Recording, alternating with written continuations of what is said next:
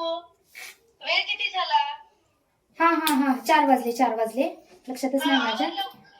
हो निघ पटकन. हो हो हो निघते हो. ठेव निघते. नमस्कार मॅडम, येऊ का? हो या ना. निघताय का? हो निघते पण या ना बसा. काय म्हणताय? तुमच्याशी थोडं बोलायचं होतं. बोलायचं होतं. बरं कशी आहे श्रुती? बरी आहे? हो, एकदम म्हणजे बरं बोला ना. काय म्हणताय? मॅडम ती 5वीला येऊ, पण तिला वाचता यायला जमत नाही. वाचायला जमत नाही? बरं नेमकी काय अडचण आहे तिची? तिला जोड शब्द ते वगैरे येतच नाही. पॅराग्राफ वाचताना पण सारखं चुकते. बरं ठीक आहे. मला कळतच नाही की तिची सुरुवातच कशी करावं. मॅडम वाचन इतकं महत्वाचं आहे का?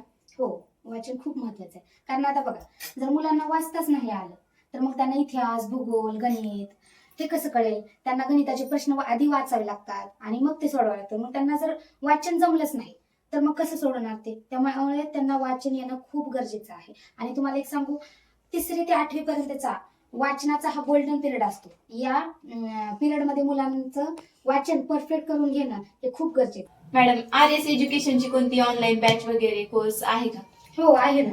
आपल्या RS एज्युकेशनच्या युट्यूब, इन्स्टा, फेसबुक चॅनलला तुम्ही सर्च करू शकता.